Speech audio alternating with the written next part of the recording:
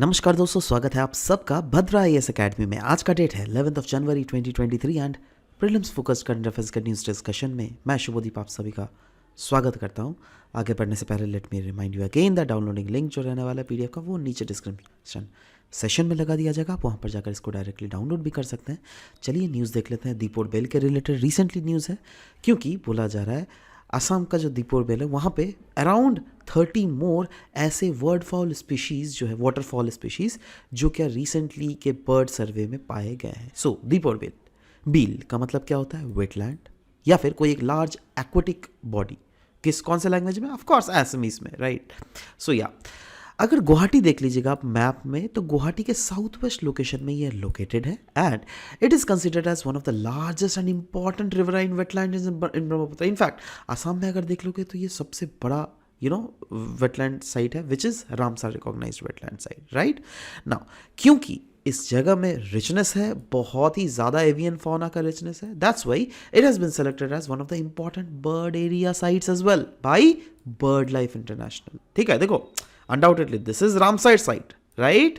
This is Ramsar wetland site, but at the same time bird life international ने इसको important bird area भी घोषित किया। क्यों? क्योंकि ऐसे बहुत फॉनल स्पीशीज है, एवियन फॉनल मतलब पंछी वाले स्पीशीज जो कि यहाँ पे देखने को मिलता है। तो सवाल होता है बर्ड लाइफ इंटरनेशनल है क्या?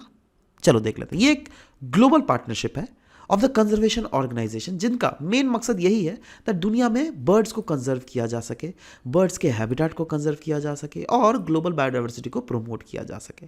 साथ ही साथ लोकल लोगों के साथ मिलकर काम करना पड़ेगा, जिससे ये सारे जो बर्ड स्पीशीज है ना, बर्ड क्या हुए, कोई भी रीजन के नेचुरल रिसोर्सेज ही तो हुए, तो उसका सस्टेनेबिलिटी कैसे लाया जाए वो है, राइट। ये वर्ल्ड का लार्जेस्ट कंजर्वेशन पार्टनरशिप है for the conservation of bird and their habitat and ये अर्लियर जाना जाता था as international committee for bird preservation के नाम से भी। आ जाते हैं next news, bureau of Indian standards. Bureau of Indian standards के रिलेटेड न्यूज है। एक्चुअली देखो ये है क्या ब्यूरो ऑफ इंडियन स्टैंडर्ड, उसके बारे में देख लेते हैं।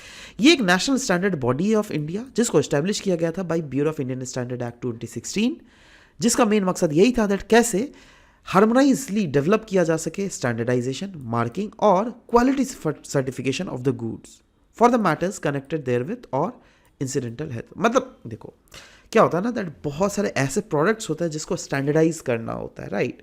क्योंकि अगर कोई भी रीजन में अगर BIS हॉलमार्क रहा है ना, तो you will feel that okay चलो yes I can purchase that, right. तो जैसे सोना आप खरीदते हो, राइट, तो हॉलमार्क रहना ही different, is altogether different mark. चलो हॉलमार्क है, चलो मतलब गवर्नमेंट के द्वारा ऑथराइजेशन मिला हुआ है, ठीक है। सो वही काम किया जाता है और BIS का काम ही है दैट ट्रेसेबिलिटी प्रोवाइड करना और टेंजिबिलिटी प्रोवाइड करना हमारे नेशनल इकोनॉमी में। कैसे? थ्रू इंश्योरिंग दैट जो भी गुड्स जो सप्लाई किया जा रहा है मार्केट में वो सेफ हो, रिलायबल हो, जिससे कंज्यूमर्स का जो हेल्थ इंपैक्ट हो वो मिनिमल इंपैक्ट हो, राइट। कोई भी प्रोडक्ट अगर खरीद रहे हो यू शुड मेक श्योर ना दैट आपका हेल्थ ये हो क्या नहीं। तो अगेन अगर वो मार्क अगर दिया हुआ है BIS hallmark, then it is a kind of genuineness, right. Promote करता है ये एक्सपोर्ट और साथ ही साथ इंपोर्ट को भी सब्सटीट्यूट करता है ना। इंपोर्ट को सब्सटीट्यूट करना मतलब हमारा जो करेंसी जो बाहर में जाता था वो नहीं जा रहा है, right. Control over proliferation of varieties through standardisation. चलो ये तो नॉर्मल चीज है। इंडियन डायस्पोरा के रिलेटेड न्यूज है। क्यों? क्योंकि प्रधानमंत्री जी ने रिसेंटली ओपन किया था 17 प्रवासी भारतीय दिवस का कन्वेंशन। कहाँ पर? इंदौर में, राइट। और उन्होंने बोला दैट देखो हमारे जो इंडियन डायस्पोरा जो क्या बाहरी सॉइल में है, दैट इज फॉरेन सॉइल में, वही हमारे इंडिया के लिए ब्रांड एम्बेसडर्स है। इंडियन डायस्पोरा की अगर बात करें 3 कैटेगराइजेशन है उसके। एक है नॉन रेसिडेंट इंडियन, ये वैसे इंडियंस है जिसका रेसिडेंट होता है फॉरेन कंट्रीज में। एक होता है पर्सन ऑफ इंडियन ओरिजिन, ये वैसे फॉरेन सिटीजन्स होते हैं जो क्या फॉरेन सिटीजन्स तो है इंडियन ओरिजिन के ही है, बट कुछ देश है उनमें से लेकिन ये नहीं होना चाहिए। वो कौन से कंट्रीज है? Pakistan, Afghanistan, Bangladesh, China, Iran, Bhutan, Sri Lanka, Nepal. Overseas citizen of India ये एक सेपरेट कैटेगरी है जिसको 2006 में कार्व आउट किया गया था। तो मेन जो ministry of economic external affairs के डेटा के अनुसार PIOs and OCI that is person of Indian origin और ओवरसीज सिटीजन ऑफ इंडिया, ये है क्या क्या, तो वो चीज़ के बारे में थोड़ा डिफ्रेंशिएशन देख लेते हैं. बाय द वे, एक चीज़ जान के रखिए that person of Indian origin और ओवरसीज सिटीजन ऑफ इंडिया, ये जो कैटेगरी है ना, मतलब पर्सन ऑफ इंडियन ओरिजिन का कैटेगरी को एबॉलिश कर दिया गया है और इसको फाइनली मर्ज कर दिया गया विद दिस कैटेगरी, राइट. तो ये देख लीजिए ये लोग है कौन. पर्सन ऑफ इंडियन ओरिजिन को कौन माना जाता था, ये वैसे होते थे who at any time held Indian passport, who or either of their parents या फिर ग्रैंड पेरेंट्स या फिर great grand parents were born and permanently were resident of India, है ना, who is a spouse of the citizen of India. ठीक है, तो ये तो the person of Indian origin.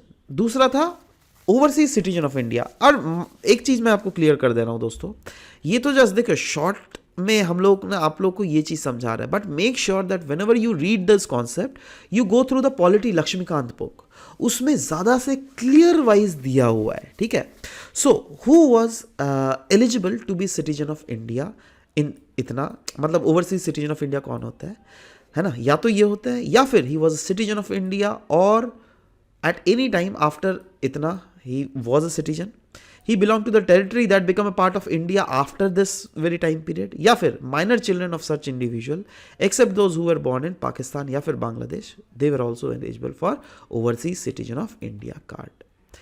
Article 176 recently news में था. क्यों? क्योंकि तमिलनाडु में फिर से गवर्नर और गवर्नमेंट का टसल हमको देखने को मिला. अब ये क्या, ये गवर्नमेंट क्या टसल है, चलो डोंट वरी अबाउट दैट, हमें फोकस करना है आर्टिकल के ऊपर. आर्टिकल 176 ये स्पेशल एड्रेस होता है गवर्नर का कोई भी स्टेट के लेजिस्लेटिव असेंबली में, राइट, जिसके अंदर क्या बोला गया है दैट गवर्नर जो है एड्रेस करेंगे legislative assembly of both the house, that is lower house भी अपर हाउस भी. ठीक है, on the commencement of first session after each general election to the legislative assembly and also on the commencement of first session of each year, right. तो ये है 176 के अंदर, जिसका provision shall be made by the rules regulating the procedure of the houses or either houses of the allotment of the time discussions for the matter referred in such addresses.